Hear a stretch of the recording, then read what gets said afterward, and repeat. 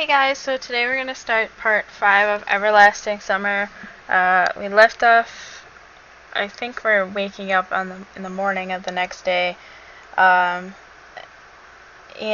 we had gotten here before, and it was kind of surprising because, it was very loud and everything was shaking around, so it was kind of hard to pay attention to the end of the video, but we're going to go ahead and get started with part 5. So I woke up with a hellish ringing in my head. The ringing seemed to be coming from the depths of my consciousness. But after I came to my senses, I realized that the cause of this ringing was my alarm clock. Strange, where did it come from, and why is it standing near my bed? It was 7:30 according to the clock. Ugla had already left, and there was nobody to force me to get to the lineup. Thus I can sleep a bit more. I closed my eyes, but it seemed like my consciousness had already had its coffee and was ready for a long, productive day. I need to get up. I should plan my day out. After all, I need to at least find out something today. But still, nothing came to my head. Fine, I need to wake up completely and wash myself. On my way to the washstands, I met Xenia. What got you up so early? Anything wrong with being up early?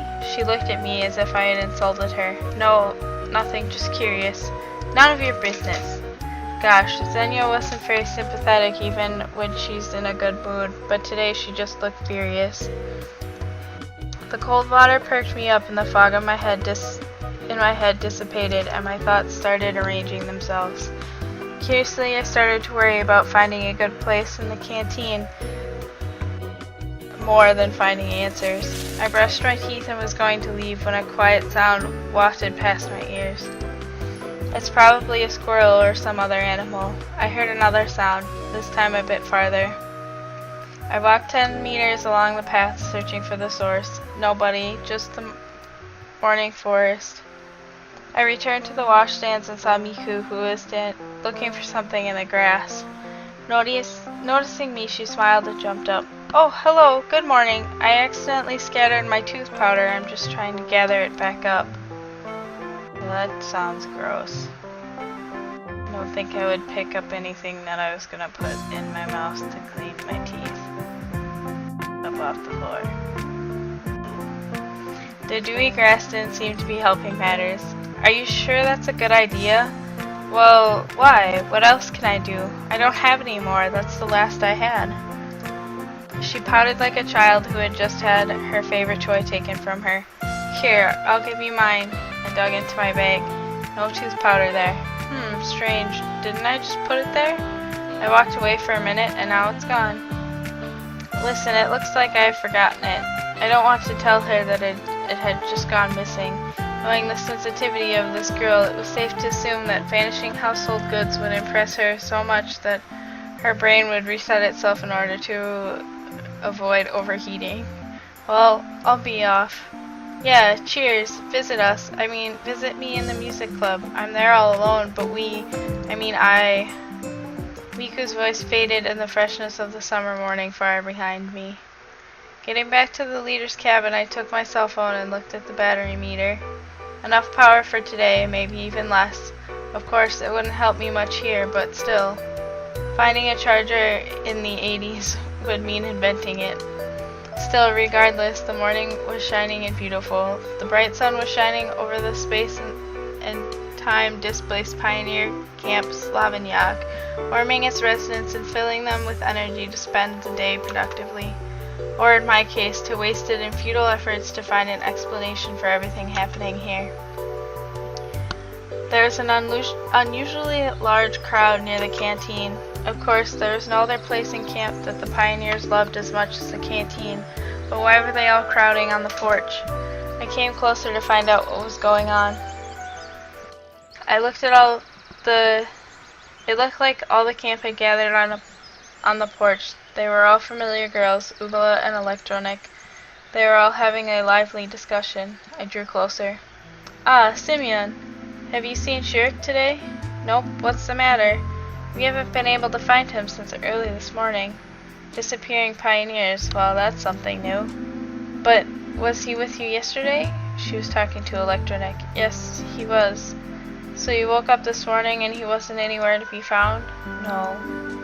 Why didn't you come to me immediately? Well, I thought he got up earlier and went to wash up or something. Did he mention anything yesterday? Interjected Slavia. For example, like that he was going somewhere, for instance. No. What exactly is so horrifying about that? It's only 9 a.m. He might have decided to go for a walk. You don't know, Shirk. She looked over at me seriously. Well, no, I don't. But I don't see anything suspicious about this situation. Okay, let's stop panicking and find him. How could he miss breakfast? Uliana grinned. Exactly. Time to eat anyway. The pioneers proceeded into the canteen. Yet again I had no choice where to fit in. The only free space on the table was next to Elisa and Uliana. Take a seat. She pointed to the chair next to her. I sat down. Aren't you gonna get your food? Good idea. I hadn't thought about that. Today's breakfast didn't look much different from yesterday's, but it looked more appetizing. Or maybe I was just very hungry. Or maybe I was eager to finish it off as soon as possible and avoid yet another Uliana prank. Want to go to the beach with us today? When? Right after breakfast. Generally speaking, relaxation wasn't on my agenda today, but if I was going to spend my time thinking, why shouldn't I do it while getting a suntan? Sure, why not? Ah, cool. She smiled nicely. I bet you're planning another prank? No, not at all. Uliana waved her hands at me. She sure is. Elisa grinned. She's always like that. I looked at Elisa attentively and suddenly remembered yesterday evening, her strange behavior and our quarrel, but now she looked like usual. Maybe there's no need to say anything to her.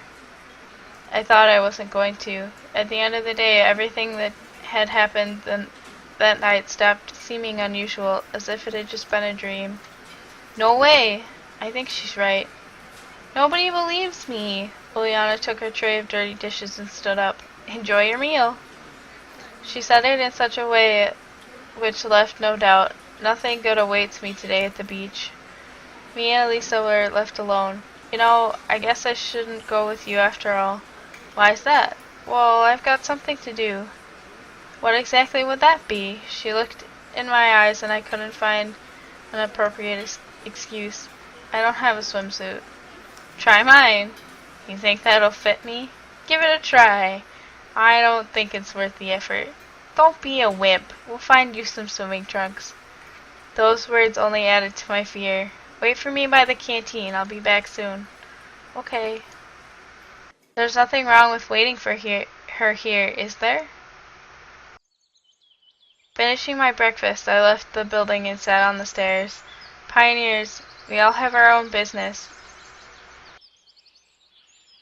Hurried past me, one by one. No one stopped me. No one even looked in my direction. It seemed as if they didn't consider me a stranger, but the exact opposite.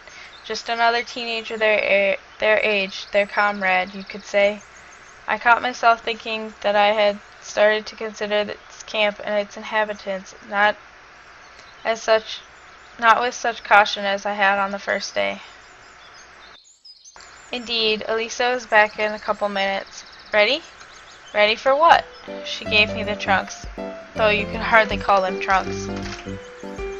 They look like pink boxers decorated with butterflies and flowers. Actually, they were boxers. I am almost afraid to ask, but where did you get these? Too scared to put them on?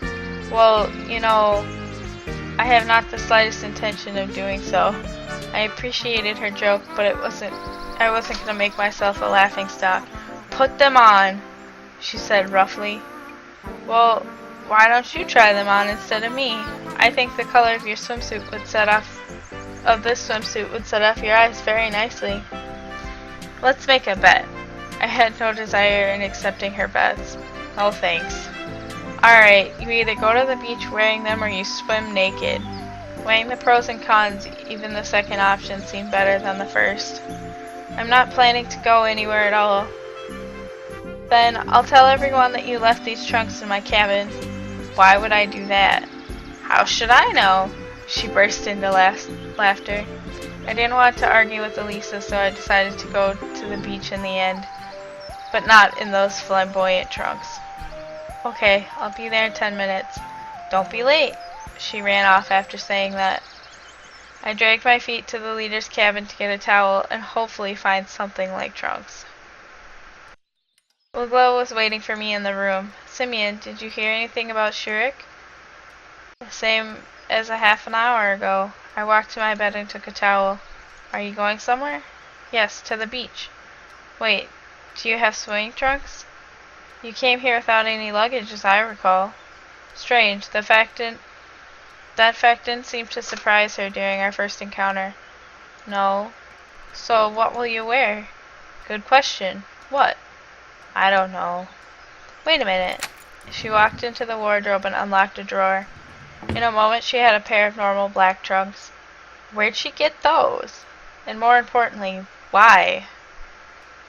Someone from the previous session might have forgotten them. Considering all the strange things happening in this camp, it wasn't really surprising to find men's swimming trunks in Ugla's room. Thanks. The trunks were just my size. I got changed behind the cabin and went to the beach. A lot of pioneers were already gathered there, but I only recognized Elisa and Uliana. Come here! I walked over to them and sat on the sand. I see you found something better. She stared at my trunks and smirked. As you can see. Come on, let's swim.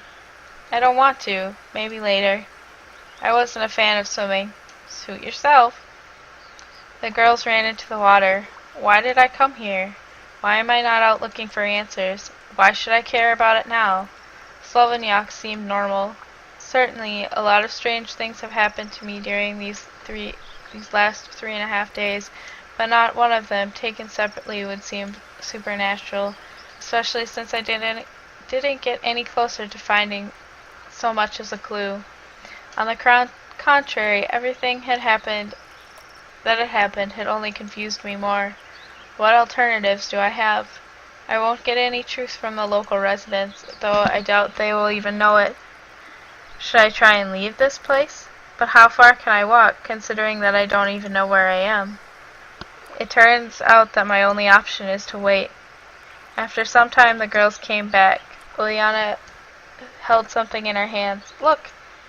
I looked and saw a crayfish. Just a normal crayfish. Uliana sat next to me and started to torment it. Leave the poor animal alone. Why? It's just a crayfish. So what? It has the right to live too. I'll rip its claws off and ask the cook to boil them for dinner. As if we have nothing else to eat. I looked at Elisa. She seemed to be totally uninterested in Uliana's fun with the poor creature. Tell her. What's wrong? It's just a crayfish. It deserves it. It looks like these girls missed their lessons on nature in primary school and lacked their empathy for the environment. Give it. I snatched the crayfish off Uliana. Suit yourself. I was a little surprised that she didn't resist. I looked into the eyes of the poor animal. They didn't express anything at all, but I thought that if it could speak, it would certainly be outraged. Maybe it would even go to the UN Convention of Human Rights. To tell the truth, I wasn't sure if that would help. I took the crayfish to the river and set it free. Never mind, I'll catch more. There are plenty of them here, said Uliana. No doubt about it, I mumbled. Time passed and I was getting sleepy. I fell asleep. I don't remember what I was dreaming about, if I was dreaming at all, but I woke up when someone shook my shoulder. Ugla stood next to me.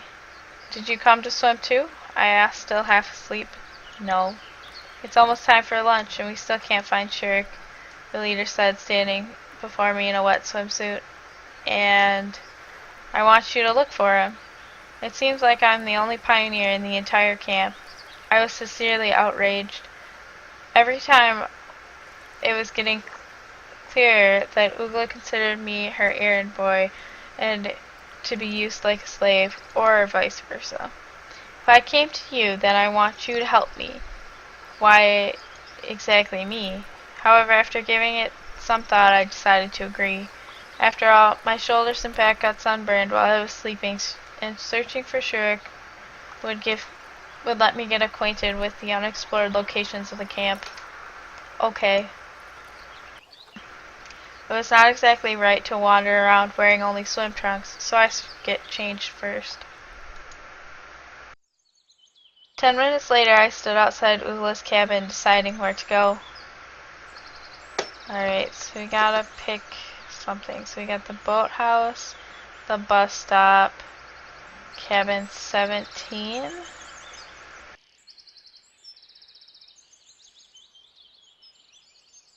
I think we'll go to the bus stop.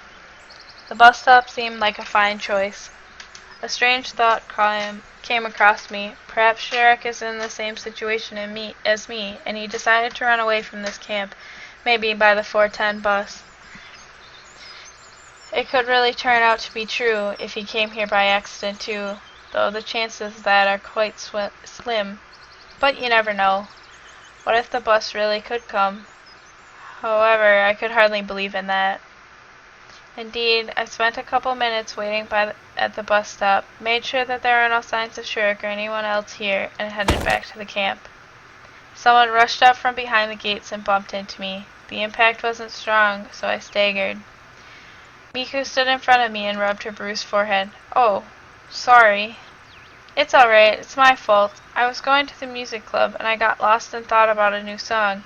Thinking up the lyrics and the music, and I hadn't realized how I got here. So, you don't have to apologize. Her words per minute rate obviously exceeded the recognition limits of my brain. I made an attempt to retreat promptly. Sure, gotta go, Oh, wait. I wanted to leave as usual without having to listen to her, but Miku grabbed my arm. Her grasp gave me the creeps, and I got a clear vision of agonizing execution by another rap session. Can you help me a little, please? Just a teensy-weensy bit? It definitely wasn't on my to-do list today. I'd be glad to, but it's pretty please. Miku looked at me with such puppy dog eyes that it made my heart start to melt. She totally wasn't going to let go of my hand. And what help exactly do you need? You'll accompany me. I can't manage to compose on my own. I can sing or play, but I can't do both at the same time. Even our virtuoso has a weakness. Well, I can't really play any instrument. Never mind that. I'll show you everything. Come on, let's go. So we can go, or we can not go. I think we'll say we won't go, and we'll see if we can keep looking for Shurik. I should be searching for Shurik and all that stuff. Miku looked at me with frustration. Just for a little bit. I was lost for words. She dragged me along with her. Probably nothing good will come of this, but the only way to get her off me is to wrestle my hand out of hers. But that wouldn't be very nice. Nothing bad will happen after all. Probably. Within a minute, we were already standing in the music club. Miku took a guitar. Here, have a look. She sat down and started playing. I tried to follow her hands. The tune seemed quite simple. It seemed quite easy to repeat it. Got it? Kind of. Let's try. I took the guitar and started playing. It didn't really work out. Let me show you one more time. She played much better than me. Looking at Miku, I wondered. Of course she was a chatterbox and was naive and clumsy. However, she was extremely talented in music. Try again. I managed much better the second time. Wow, that's much better, she smiled. It wasn't hard. In fact, just repeat the same notes over and over. Just don't lose track. Start on my command. Okay, ready, go. It was a song in Japanese. Frankly speaking, I didn't understand a single word, but Miku's singing was quite good. In fact, it was outstanding. She put her heart in every note, every word. Yeah, music probably is the very thing that for her to dedicate her life to. It seemed like it wasn't her who chose the music, but it was the music that chose her. The last half hour presented Miku in a completely different light. Oh, thank you. Did you like it? I finally managed it with you. On my own, it's not so good. I either mess up with the words or I miss the strings. It's just perfect with you. Thank you. You really have talent, you know. Just play like that without any preparation? Nope. It seems I changed my opinion about her too hastily. Thanks for the song. Gotta go. See you. Thanks for... The rest of our words were left behind the door. I leaned on the wall of the club cabin inside. Miku's song was still playing in my mind. So we can go to number 17 or to the boathouse. I think we'll go to this cabin. But it's still a stupid idea. If Shirik was hiding anywhere in the camp, he would have been found by now, of course assuming he wants to be found. So I hardly think that I can help them. Together with this thought, I entered the cabin and stretched myself out on the bed. Nothing good will happen if Ugla finds me here. Stop. Enough. I'm just some trembling creature, or do I have rights? I don't want to do anything anyway. So number 17 is our cabin. Okay. The day was just as hot as the previous ones, and the only thing to do was to stay in bed and wait for lunch. I was just falling asleep when someone knocked on the door. Come in. Slavia stood on the doorstep. Ugla isn't here, is she? No. Well, what are you doing? She asked with suspicion. I looked over at myself lying on the bed and said, lying down. I can see that. But I heard Ugla ask you to help find Shirik. Well, yes. And what's the point? I'm sure she's already turned the whole camp upside down. Not much time has passed. Why should we panic? You know, stuff could happen. Slavia looked at me thoughtfully. Get up. Do I have to? I was so worn out that even the thought of going somewhere frightened me. Yes, you do. Slavia was not the person who I could ever say no to. I stood up reluctantly and went out of the cabin with her. We stood at the doorway for some time, relaxing in the beams of the summer sun, though I was rather frying. Where shall we go? We have to look everywhere. Great idea. Just great. Our first stop on our route was the library. Flavia went to Xenia, sitting on the table, and spoke to her. I just stood in the doorway. I didn't want to communicate with this librarian more than necessary. A few minutes later, Slavia came back to me. So, nothing. She shook her head, as expected. The canteen. We still had time before lunch starts, so there was no usual crowd of pioneers. It was empty inside and outside the building. While Slavia was talking to the cooks, I was sitting and playing with the salt shaker. Some salt spilled out of the pot. Certainly I would be worried if I was superstitious. Strangely enough, he wasn't here either. It would be unexpected if she had found him, for instance, in the refrigerator. The next stop, according to our plan, was the infirmary. I decided not to go inside and waited outside for Slavia. No results. There were some pioneers playing football on the sports ground. It would be hard for Shirik to get lost among them. Finally, we reached the clubhouse. You think he could be here? I think that would be the first place people would have searched. Let's go in. Empty inside. Slavia opened the door and went to the next room. I followed her. This all seemed to me to be a stupid undertaking. It was strange, especially because it was Slavia's idea. I mean, I understand responsibility and so on, but isn't it obvious that he isn't in the camp? After all, he isn't playing hide and seek with us, is he? No one's here either. What did you expect? He'd be sitting in a closet? Well, it seems like I'd offended her. Sorry, but seriously, I understand. But We have to check all possibilities. Okay, listen, do you really think about Shurik's disappearance? Yes. Maybe he went into the forest and got caught by a forest spirit. She laughed at that. What a fabulous story. However, in this camp, you never know. Yes, true that. But now isn't the time for jokes. Cheer up. We'll find him. I hope so. Slavia smiled. Well, I still have some things to do. I'll see you later. She left, but I was standing there for some time, staring at the Cybernetics Club's closet. However, I was so inspired by Slavia's actions that I decided to continue searching elsewhere. I went for lunch with mixed feelings, the sense of accomplishment with the realization of time wasted. The canteen was crowded. I couldn't stay unnoticed. Ugla called me. Simeon, come with us. The camp leader Slavia and Electronic were sitting at a 4-seat table. I nodded and went to get my food. This time I had to spend several minutes in queue. Today's menu didn't really differ from the other day's menus. The dishes looked the same at least. When I sat down at the table and wished bon appetit to everyone, Ugla said, So, what were you thinking? About what? We searched for Shirk all around. It's noon and he's nowhere to be found. I took a note of the rhyme, but I didn't point it out.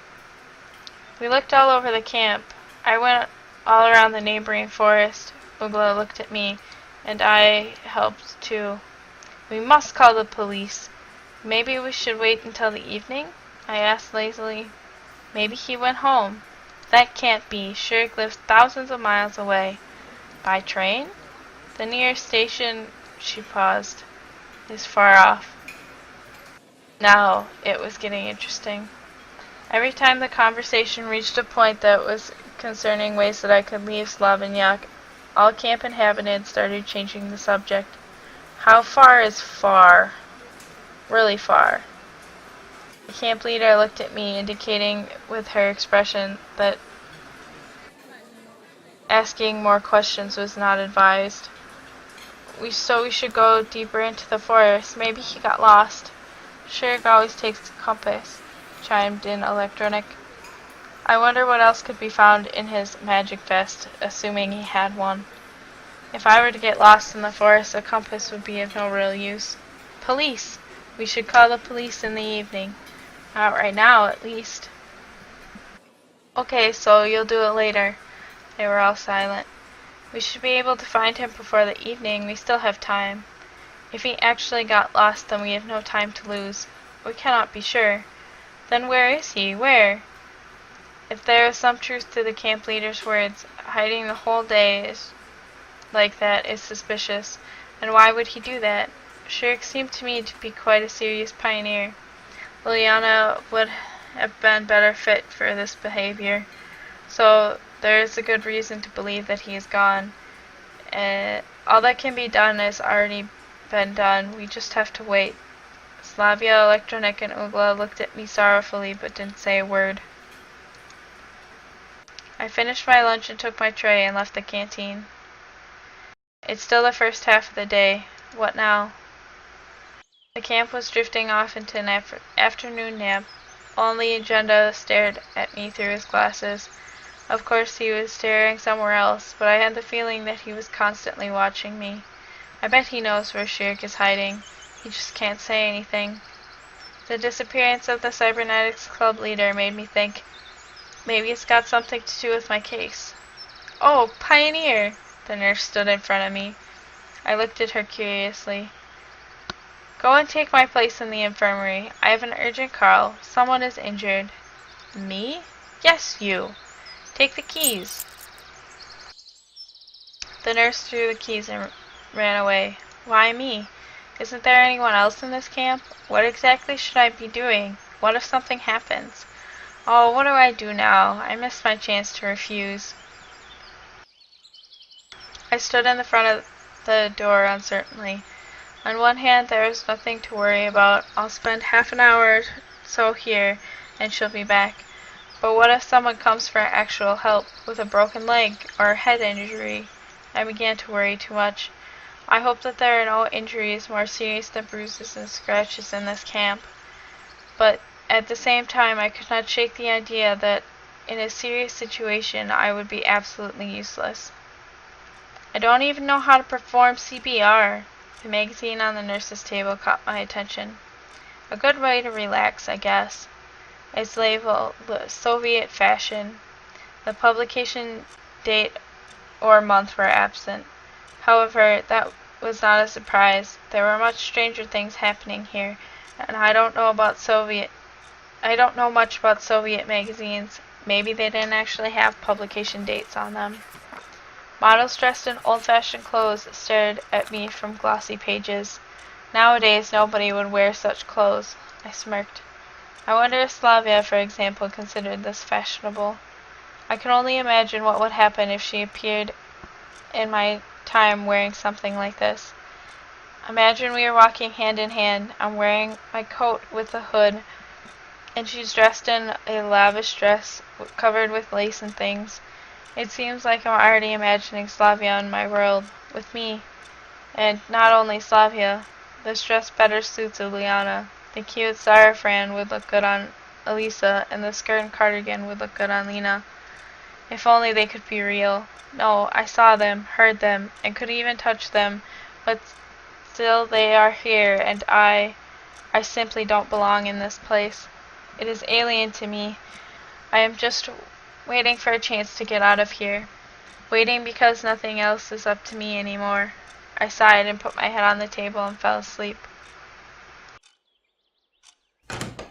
I was awoken by the noise of the door opening. Lena stood at the door. Yesterday I promised to help her in the infirmary. My cheeks became scarlet shortly and I turned away, pretending that I'm busy. The nurse isn't here? I'll come back later. I'm substituting for her. Since I'm responsible for the pioneers' lives, I should do it with full responsibility. Although, in fact, I was just afraid of something bad happening because of me. Any health complaints? I tried to give Lena the most professional smile that I could in order not to confuse her. Nothing special, just a little headache. Let's do this. Some painkillers, maybe? Of course, I wasn't aware where to find required medicine, so it took me a while to find them. Finally, I handed her a metamizole tablet to Lena. Thanks, she smiled. It was completely unexpected and I lost touch with reality, staring at her. What? Lena turned awkward in an instant. Listen, I've been wondering, do you like this? I don't know what got into me, but I grabbed the magazine from the table and showed her a picture of a skirt and cardigan, which would really suit Lena in my opinion. Maybe I went completely nuts thinking about other girls and bringing them to my world, or maybe I wanted to distract myself instead of just waiting for the nurse to come back. Lena looked at the picture. Yes, I guess. Is stuff like this in fashion? I guess. She got confused and started blushing. Why do you ask? Really, why? I think you look gorgeous in it, I'm just asking. I think we'll go for the more blunt answer. Thank you. It's alright, I'm just being completely honest. We were quiet for some time. How's your headache? Much better, thank you. She smiled. I'll be off. Good luck.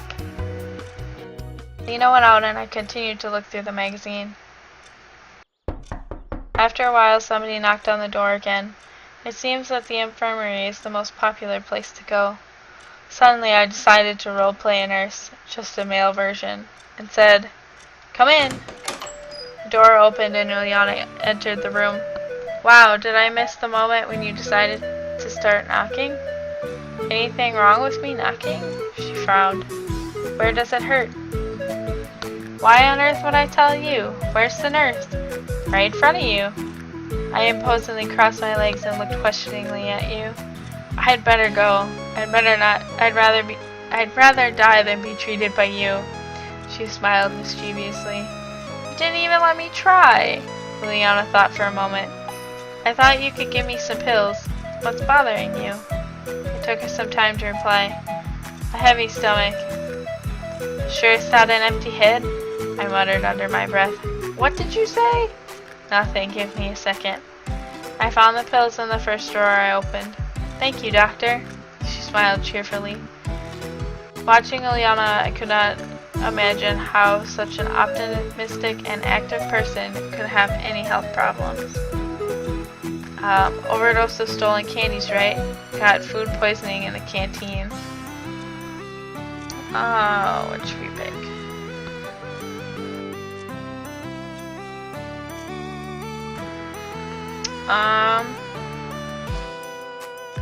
We'll do food poisoning. Considering the local cuisine, that's not surprising. Maybe, she smirked. I see you're still alive and kicking. Well, I'm not complaining. Bye! Ileana ran out of the infirmary, slamming the door. Again, I went back to studying the Soviet fashion trends. Time passed, but the nurse was still absent. I wasn't searching for Shirak, but I wasn't looking for any clues concerning my situation. I was just sitting and flipping through a magazine. Just for a moment, I felt quite satisfied with the situation. So far, everything that has happened here could be seen as just a trip to a summer camp, and if nothing changes anytime soon, then I can start worrying. Again, somebody knocked on the door. Did I miss an outbreak of an epidemic? Slavia was standing in the doorway. Oh, hi. Isn't the nurse here? Hi. No, she's not here. I'm taking over for her today. Great. I'd like... She hesitated. What? By the way, Simeon... Slavia said, looking intently at me. What? It seems like I lost my keys. Have you seen them anywhere? Sure I have. Yes, here, I found them near the canteen yesterday. I wanted to return them to you, but I forgot about it. I was really bad at lying. My cheeks were red, and my eyes were wandering around, and my hands were consistently shaking. Here. I was already preparing myself for an appropriate scolding, but Slavia only took the keys and said, Thanks. So, what have you come for? I really needed to change the subject. Does anything hurt? No, it's nothing. Strange. I wouldn't even think that such an open person as Slavia would keep something quiet. If there's anything bothering you, tell me. That's what I'm here for, to treat people. I smiled widely. No. I mean, yes, but no. Hearing that made anything possible, even division by 0. So, how can I help you? You? I guess you can't. She smiled and was going to leave, but suddenly stopped. However, could you step out for a minute? Why not? Okay. I stepped out of the infirmary and leaned against the wall. I wonder what she might be doing, something I can't even see. After a minute, the door opened and Slavia came out. She was carrying a small bundle. Ask about the bundle, don't ask. Well, ask about it. What is it? Nothing. She blushed. Thank you. You're welcome. Slavia ran away. It seems like I shouldn't have asked. I looked at the time. It was getting late. I'd read the magazine backwards and forwards, but the nurse still wasn't here. Suddenly the door burst open and Elisa rushed inside. She looked at me piercingly. What are you doing here? Sitting, I admitted honestly. Okay then. That's even better. It's even better without the nurse, she murmured. Are you sick? I asked acidly. Elisa didn't answer and came closer to me. Move over. Why? So I can open the drawer, isn't it obvious? What for? She got angry. None of your business. Well, I'm kinda in charge here. She gave it a moment's thought. Give me some activated carbon. Stomachache? Yeah. She grinned sharply. I got the feeling that something was wrong here. Give it to her or don't give it to her. I think we won't give it to her. Really? A stomachache? Really? Doesn't seem so. What, do I have to toss my lunch all over the place for you to believe me? I don't know what terrible things can be done with activated carbon, but I'm sure you're thinking of something. She hesitated. And what if you're right? There, I knew it. Then I'm certainly not giving you anything. Elisa tried to get to the doors, but I locked the pillbox with my chest like Alexander Mastrosov. For all of her imprudence, she was still just a girl and had no chance of pushing me aside. Whatever, I'll find it somewhere else. She turned away and headed out the exit. At the door, Elisa stopped and turned back. By the way, the camp leader and the nurse are carrying a pioneer with a broken leg. I don't really care, but they seem to be struggling. Yeah, sure. Come see for yourself. Elisa seemed to be lying, but on the other hand, as long as I could see her. I came to the door and looked outside. No one was there. Where exactly? They haven't reached here yet, then. She made a helpless gesture. Have fun. I returned to the table only to realize one of the drawers was open. How did she make it so quick? I turned my back for a second, though what evil could come from activated carbon? It was 15 minutes until dinner, and the nurse still wasn't back. I guess just leaving the place like this won't do. She asked me to look after it after all, and who knows what might happen if I leave, though who would want to steal anything from here, except Elisa stealing the activated carbon. I opened the magazine and again began flipping through it for the 9th time. The fashions of the 80s weren't that fun anymore.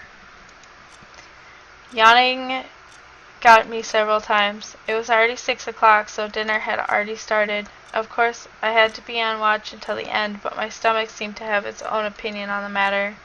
I stood up and steadily headed to the exit. A rustling sound came from behind the door. Could it be someone else who got poisoned, broke their arm, or something even worse? I sighed heavily and pulled on the doorknob. However, there was no one out there. It seems to just be my imagination. I returned inside and instantly noticed that something had changed in the infirmary. To be precise, an apple had appeared on the table. But where from? Fruits can't just materialize from thin air by themselves, can they? Though in this camp anything is possible. Chances are someone brought it here. Maybe Lena wanted to thank me, given that she's shy But wait, how could she just slip past me like that? Lena wouldn't climb through the window after all, so there must be something else. I was suddenly overwhelmed by fear. What if the apple is poisoned? I thought, why would someone complicate things where I'm already totally helpless and can be killed more easily? Or maybe it's the apple in which Eve tasted in the Garden of Eden. In that case, I certainly shouldn't eat it. At the same second, my stomach reminded me it was there by rumbling traitorously. However, it would seem to take time to close the infirmary and to reach the canteen to get food. My stomach was about to eat itself. There's nothing wrong, I guess. Once again, I tried to remember if the apple was here before. In the end, it must have appeared from somewhere. Maybe it got here through the window? The shutter was slightly open, so someone must have reached in and put it here. Nothing serious, however, so we can either eat it or we cannot eat it. I wonder if this has anything to do with the activated carbon.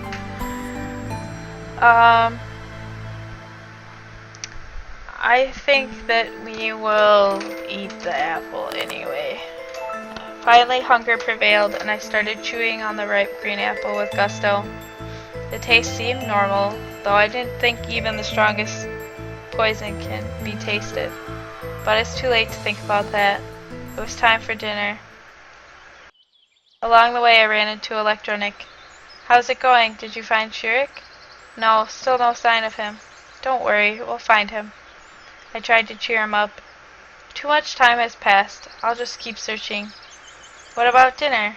No, finding Shurik is more important, he muttered thoughtfully. I left him at the crossroads and wished him luck. Pioneers crowded in the doorway. I quickened my pace, trying not to be the last one in line, at least for today. And I was lucky. In the far corner was an absolutely empty table. I took my dinner quickly and sat at the table. Tonight's dinner consisted of fruit soup and a pair of buns. This set surprised me at first, but the taste was actually nice. I concentrated on eating. Lena, let's go. Here, look. 3 free chairs. Lena and Miku stood in front of me. Are these taken? Wondered Lena. No, take a seat. Of course, I wish you were alone.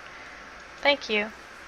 As soon as Lena said that, Xenia jumped out from behind her back. I'll sit here. There are no places left, she said, putting her tray on the table and sitting down, not even waiting for my answer. Sure, make yourself at home, I muttered sorrowfully. What? Nothing.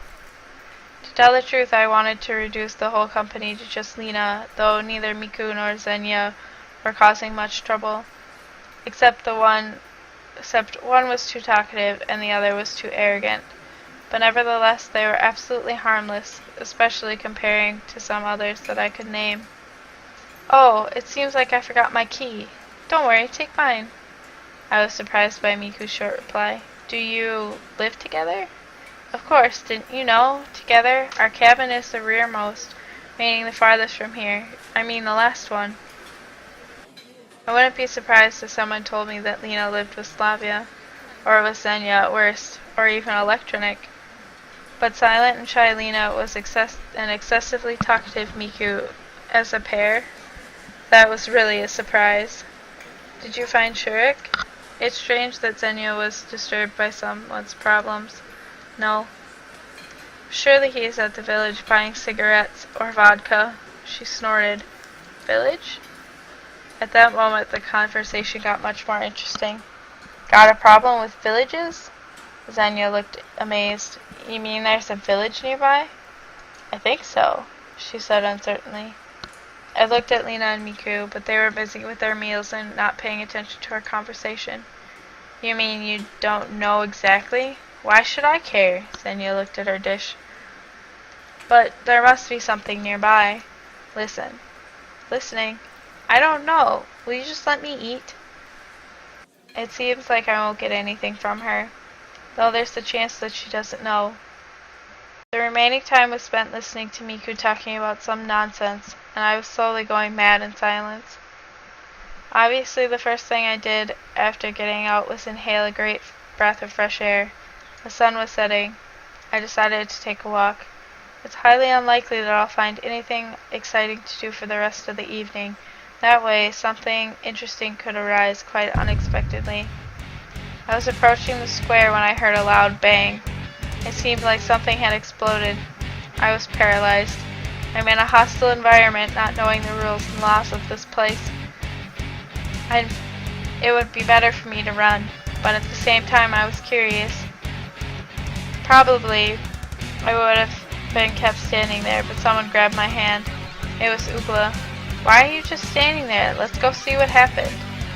Can't you ever manage without me? I begged her pitifully. It shouldn't be anything serious.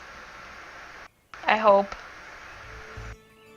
When we came to the square, there was already a crowd of pioneers. Ugla vigorously pushed through the crowd and approached the crime scene. Obviously, someone had tried to blow up Jenda, but the attackers failed. The monument was still standing upright. There was only dim ash traces at the pedestal. Well, who did this? She looked over the crowd of pioneers. Surely it wasn't done by an organized terrorist organization. These guys came here just to look at what happened. I noticed Uliana and Elisa in the crowd, and it looks like our camp leader noticed them too. You two, come here. They approached reluctantly. Why always me? If you think so, show me your hands, Devkisheskia. What's wrong with them? I looked closer and saw that they were smeared with black. Now it's clear. What did you make the bomb with? The junior terrorist seemed to hesitate over whether or not to confess, but then blurted out proudly, activated carbon, saltpeter, and sulfur. Wait a minute. Carbon, she stole that from the first aid kit. Why exactly the monument? What did this honored man ever do to you, the fighter for the rights of... I could hardly manage in how long she would have kept on scolding Lisa if Electronic hadn't popped out at that very moment, shouting, "I found it! I found it!" Everyone turned out, looked at him. He held a boot in his hand. "Here!" Electronic boastfully shook it over his head. "It's Shurik's boot!" "Okay, calm down. Tell us in detail where you found it." "In the forest on the way to the old camp." Whispers ran among the pioneers. "Old camp?" "The old camp." "Are you sure?" "Absolutely." "What's so special about this old camp?" I joined in the conversation. "It's nothing special, really," she stammered. "One of Slavonyak's legends tells a story of a young camp leader's ghost living there. She fell in love with a pioneer, but he rejected her, so she killed herself. She committed harakiri with a kitchen knife. The next day, the boy was hit by a bus. Julia ran out of the crowd. Bus? I refrained from asking about the route number. But science doesn't acknowledge the existence of ghosts, so we have nothing to be afraid of. Anyway, somebody should go there. Suddenly, the crowd started to thin out. But it's almost night. Maybe tomorrow? I turned around and saw Slavia and Lena. What if at night something happens to him? No, today, right now. By the way, where is this place? Electronic roughly described to me the directions and told me the story of the old camp. The camp leader looked at me attentively. If you think that you're the only man here. I looked around the area, of course. Electronic was quick to flee. I still didn't want to walk in the woods alone. If you asked me, I would.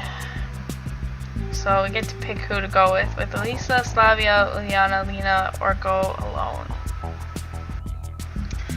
I think we would go with Slavia.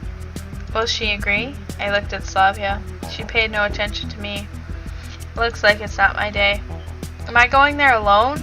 Ugla looked thoughtful. Perhaps you're right. We'll go together in the morning. We stood in silence for some time and then dispersed around the camp. Everyone seemingly forgot about Elisa and her terrorist act, maybe due to the minor damage it caused. Together, the camp leader and I went towards our cabin. I tried to think of why Shurik would want to go to the old camp. He is interested in robots and cybernetics, not scary stories and ghosts. What does that boot have to do with it? I remembered how I decided to wait until something extraordinary would happen, and then I realized this is it. Ugla, I think that I'll take a walk before bed. Just not a long one. Okay. When I reached the square, I understood that hanging around in the forest or some other strange place may not be that scary, but doing so in the dark? I didn't want to return to Ugla's cabin, but I had to find a flashlight.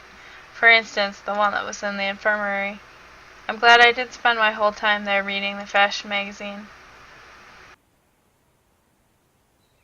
The flashlight was found quickly, and in a few minutes I was standing there in the square, pulling myself together. I just had to make the final decision before I entered the forest. Moving past the pioneers' cabins, down the forest path toward the abandoned camp. So I set forth. Electronic told me that the old building was built immediately after the war. It looked like a kindergarten, or like barracks, I suppose, and definitely could hold fewer pioneers than today's camp. It had been abandoned for about 20 years. It was now totally dark. The forest was totally different at night. Mysterious shadows were hiding behind the trees. Strange rustlings and cries of night birds were coming from everywhere, branches treacherously snapping under my feet. The full moon was shining, and I decided to save the battery in the flashlight. I'm sure I was going to need it sometime soon. The further I moved, the more unpleasant thoughts came to my head. I wasn't afraid of the dark at all. I didn't believe in ghosts or any other mystical crap, but at the same time, during the last few days, I'd encountered so many incomprehensible phenomena, and completely against my own will, I started to read between the lines of the simplest things. Obviously, I felt exceptionally uneasy in the forest at night. Everywhere I looked, every shadow, every tree or bush looked like weird creatures escaping straight from horror movies or from Stephen King novels. A branch seemed to be someone's hand eager to grab your shoulder, a fallen log, someone's dead body, someone who failed to get out of the forest, and in every gully I saw a bottomless abyss. If I had found myself in this forest under any other circumstances, without all these bushes, buses, and pioneer camps, of course I would still feel uncomfortable, but then I would be able to explain everything with logic and be afraid of nothing, except for owls and mice, of course. But at that moment there were more than enough reasons to fear. Despite all this, I reached the old camp without any adventures. A little glade surrounded by trees stood. In a little glade surrounded by trees stood a house resembling a kindergarten. Paint peeled off the walls. Almost all the windows were broken. Broken masonry here and there, holes in the roof that looked like those made by a bombing. In the front of the building was a little garden surrounded by a rusty fence. Apparently, it was a playground with a merry-go-round, swings, slides, and other Soviet attractions. But time is cruel. All of them were broken and mutilated by corrosion. The grass was so tall that it almost came up to my waist. The moon looked out from behind the clouds and illuminated the old camp. It seemed like everything came back to life. The windows shone with new glass and the walls looked as if they had been painted with fresh paint. I heard playful laughter, saw translucent children joyfully running and frolicking in the yard, a strict camp leader on the threshold holding a basket with ripe apples in her hands, the old cleaning lady taking a nap in the shade. It sent chills down my spine. Of course, in my imagination was just playing tricks, but the old camp itself was so similar to all the post-apocalyptic pictures I'd seen that these visions were no surprise. I stood undecided for a long time before I dared to go any further. After all, I'm here to find Shurik, though I still don't get what he might be doing here, if he is here. A boot somewhere nearby doesn't mean anything. However, if he's not eaten by wolves, for some reason it seemed like there were no wolves in this forest, then it must be the only place that he might be hiding. I carefully crossed the yard, pushing the tall grass apart and trying not to bump into the jagged pieces of metal. But I stopped in the doorway, hesitating. An incomprehensible heavy darkness stared back at me from inside. Even the bright moonlight could not illuminate any object or even highlight a silhouette. My head was filled up with different thoughts that all said that it's for better for me to go, not to go any further, but to run away quickly. But I pulled myself together, turned on the flashlight, and stepped over the threshold. Inside the building, it looked like a typical kindergarten. I still remember my childhood days, so everything here looked familiar.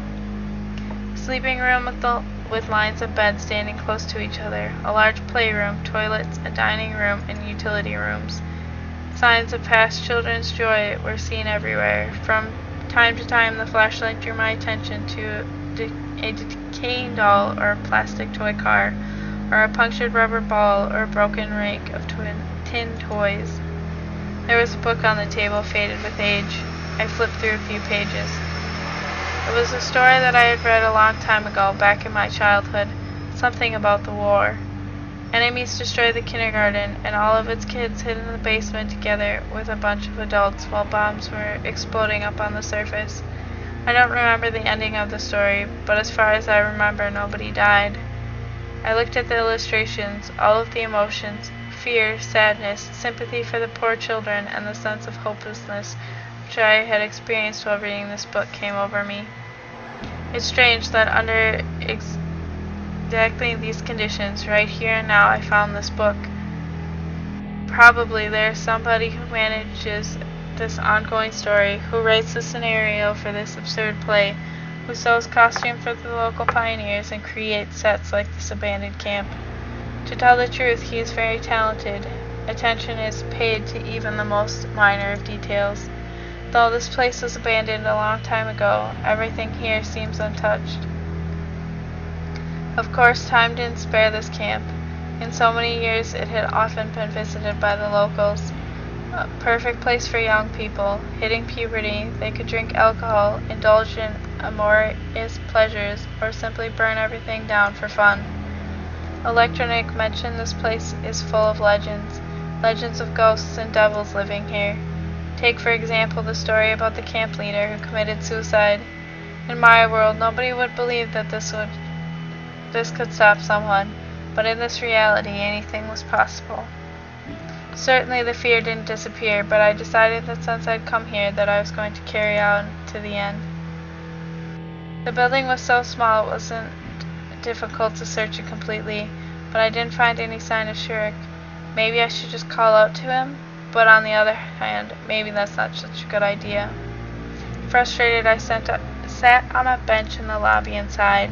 "Ghosts, where are you?" I asked the camp, and all of a sudden I noticed a strange depression in the corner, a small trap door. An adult would barely be able to squeeze through it, and it seemed to me that it had recently been opened as the dust was cleared around it. So here's the part where I needed to be scared. So Shurik went somewhere. What might be lurking beneath the trapdoor? A basement? What would he be doing there? I pulled open the hatch and pointed the flashlight into the darkness. There was a ladder going down a couple meters, ending on the concrete floor. There was a narrow corridor disappearing into the darkness. I hesitated for a long time.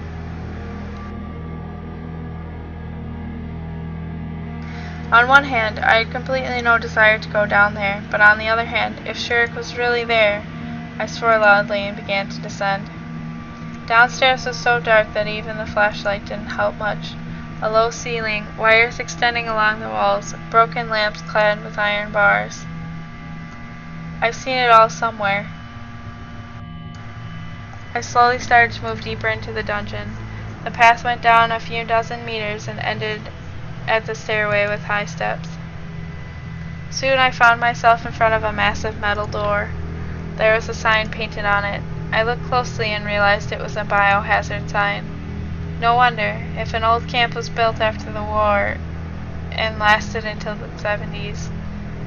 So it's an ordinary bomb shelter, as if nothing was to be afraid of. However, those thoughts made me more scared. I made the decision to open the door, which immediately shut with a sharp sound as soon as I stepped through the doorway. I shuddered strongly, my hands began to tremble, and my vision dimmed. I regained consciousness after a few seconds, and only then did I realize that apparently a strong spring was attached to the door. I found myself in quite a spacious room. The beam of the flashlight, I could see a bunk bed, some cabinets along the walls, and several devices of unknown purpose located in the far corner. It seemed that the bomb shelter had never been used. Nobody came here. The beds were made, which was strange in itself. I carefully looked around the room several times. The cabinets were full of gas masks, chemical protective suits, dry rations, various domestic odds and ends. The devices which at first I could determine the purpose of were gauges of radiation, air pressure, and temperature. In short, it was a typical bomb shelter. I'd never been in such a place before, and it was how I'd imagined it.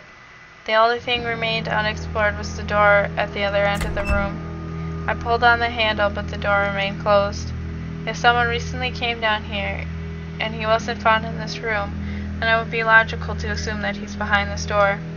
I called out in a whisper, "Shurik?" No reply. Maybe he locked himself out, but why? It was unclear what I should do next. Perhaps it would be smarter to come back tomorrow with help, but for some reason I had a feeling that behind this door I would find answers that can't wait to be found. I walked across the room and took a crowbar from the corner. I wedged it under the bottom of the door and tried to rip it from its hinges. Oddly enough, after I did just that, fortunately, it wasn't as massive as the previous door. The door gave out and slammed to the floor. I took a deep breath and pointed the flashlight down the passage. The corridor vanished into the darkness. It was the same one which brought me here. The walls were closing in. My head almost touched the ceiling, but I could not make out the end of the corridor. I walked carefully, looking at the ground. It was the reason that I did not fall into the pit. The hole was about 1.5 meters in diameter, and there was earth at the bottom instead of concrete. The hole seemed to be caused by an explosion. It was too deep. It wasn't too deep. I could easily climb out later. After I jumped into the hole, I found myself in something that resembled an old mine. The walls and the ceilings were reinforced with wooden beams. The tunnel was so long that my flashlight was insufficient. After a few minutes, I found myself at crossroads. It was too dangerous to go any further. I could get lost. I decided that it would be a good idea to somehow mark the place from which I began my journey into the labyrinth. So I picked up a stone and made it quite a big notch in the wall. So you can go right or left. I think we will go right. It seemed that there's another fork in the road. Go right or left. Go right again. So let's see, there's another fork in the road. We'll go right. Finally, I walked out of the tunnel into a rather large hall with a high ceiling. It could hardly be called a hall. They must have used it to mine somewhere. Coal, probably, or maybe gold. The walls had been cut by pickaxes or pneumatic drills. This place was pitch dark, and my only salvation was the flashlight. If it breaks, it's unlikely that I'll get out of here. In its ray of light, I suddenly spotted a piece of red cloth. A pioneer's neckerchief. Shurik obviously was here somewhere. Shurik, Shurik! But only my echo answered me. Where could he have gone? There was no other way out. Maybe there are other places in these tunnels that I didn't see. I should search further. It seems that there's another fork in the road, so you can go right or left. We'll go right again. Go right. Around one last turn, a door appeared from the darkness. I opened it and went inside a small room. Nobody was here except Shurik, who sat in the corner. Shurik! He stared at me with eyes full of terror. Ah, don't come near me! Shurik, it's me, Simeon. I won't give up so easily. He grabbed a piece of reinforced bar from behind his back and started waving it around. Shurik, what's wrong with you? Calm down. First you bring me here, then you take me through this mine, and now you're pretending to be Simeon. He must have gone completely nuts. Shurik, calm down, no one's pretending to be me. It's really me. I tried to talk to him as calmly as I could, but I was almost feeling more nervous than him. Simeon? He squinted. Is that really you? Yes, now tell me what happened. How did you get here? Shurik recovered his breath and started to talk. I needed some parts for the robot, and I heard that there was a bomb shelter in the old camp, and that there would be some instruments here. So I got up in the morning and went. He stopped for a moment, trying to deal with the trembling of his hands. I found suitable parts, but then I read primal fear in his eyes. The voices, they told me to go here. I went down to the mine, and they're telling me to go right, then left, then right, then left, then right, then left. He started to laugh hysterically. But they won't get me. I'll stay sitting here. They won't find me here. He once again started to wave his pipe in the air. Shurik, there's no one here. I wasted quite a lot of time walking in the mine like you, and I didn't hear any voices. His eyes fixed on mine. Then you're with them. Shurik rushed towards me. I was just barely able to dodge him. But the flashlight wasn't lucky. It took the full force of Shurik's blow. We found ourselves in complete darkness.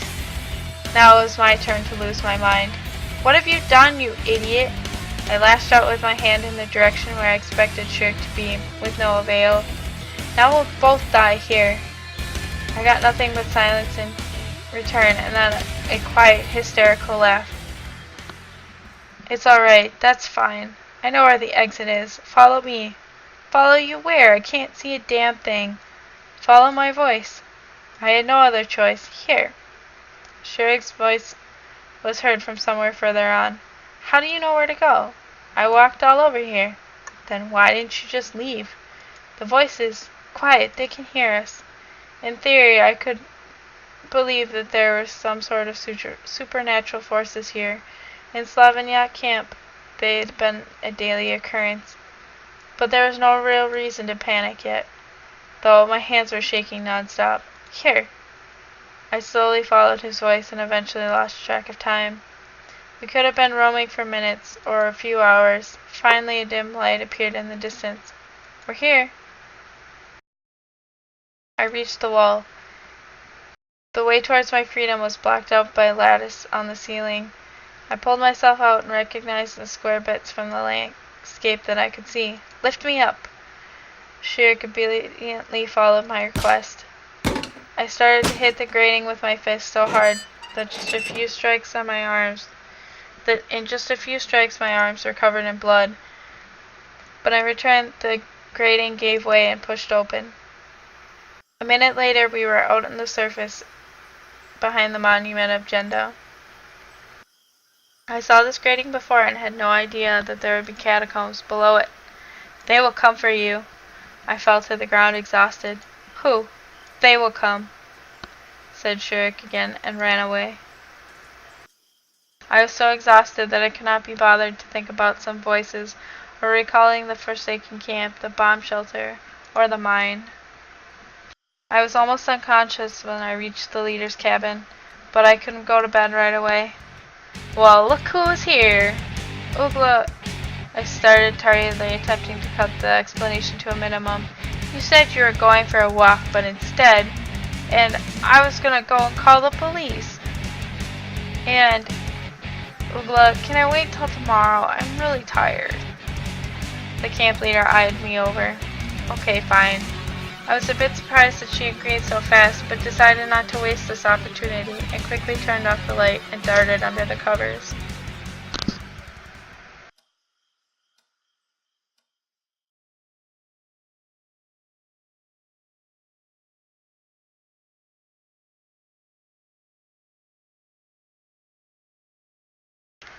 So that is the end of day. What day were we on? 5? I hope that's right. Which is really sad because I was just looking at it, but whoops. So I hope that everybody enjoyed this. It looks like this story is kind of getting a little bit more interesting and kind of creepy, so we will see what happens from here. And if you liked it, you can leave a like and subscribe and comment below if you have any questions or anything of that nature, and I hope that everybody has a nice day.